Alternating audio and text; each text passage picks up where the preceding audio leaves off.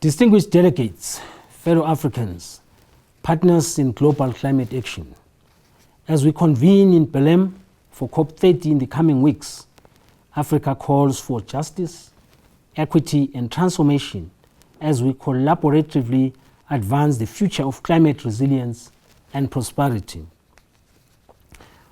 Africa is not just a victim. We are a solutions hub. Africa contributes less than 4% of global greenhouse gas emissions, yet we endure some of the most severe climate impacts, from prolonged droughts in the Horn of Africa to devastating floods in West and Central Africa. Despite this injustice, Africa is leading the bold, concrete solutions that address community challenges.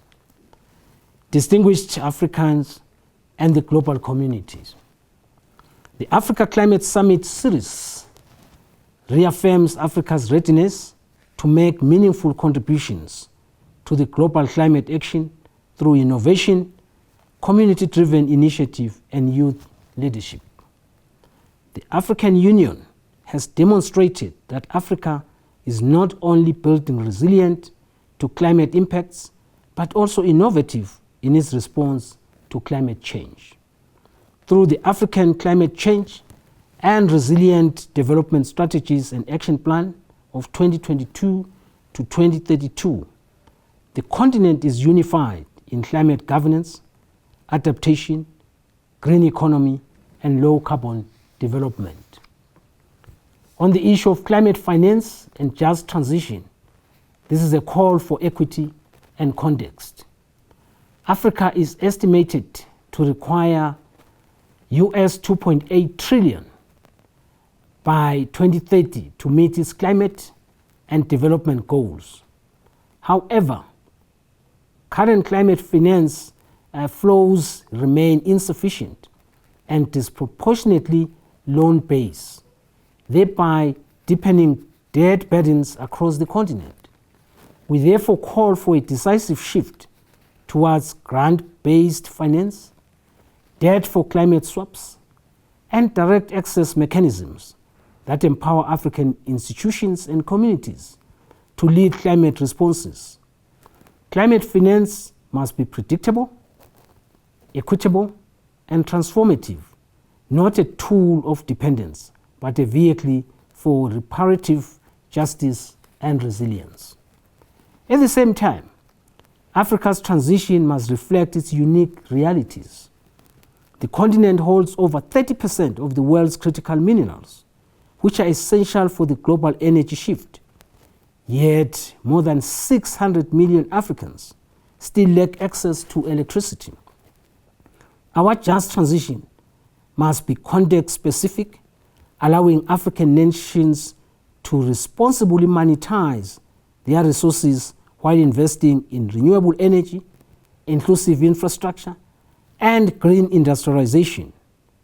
Africa's pathways must be locally defined, community-centered, and aligned with our development of priorities and sovereign aspirations. On the issue of adaptation and loss damage, justice and survival for Africa, Africa's adaptation needs are projected to exceed US $250 billion annually by 2030. Yet, adaptation finance accounts for less than 25% of total climate finance received. Adaptation is a lifeline for our farmers, for the cities, and ecosystems. We therefore call for scaled-up, grant-based adaptation finance and support for locally led initiatives. The global goal on adaptation must reflect Africa's needs with measurable targets, contextual indicators, and alignment with national development plans. The Loss and Damage Fund, which was established at COP27, must be fully capitalized and accessible to vulnerable communities. This is not aid. It is compensation for harm caused, grounded in human rights and climate justice principles. On the issue of inclusion, no climate justice without social justice. Africa's climate response must center on the most vulnerable. Over 60% of Africa's population is under 25, and the youth are already driving climate innovation, advocacy, and entrepreneurship.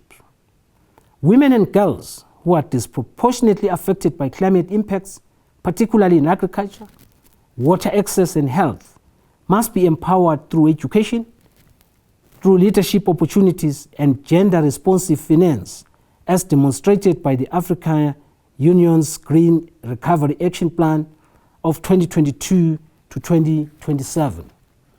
Children whose future are most at risk must be protected through resilient health and education systems that can withstand climate shocks.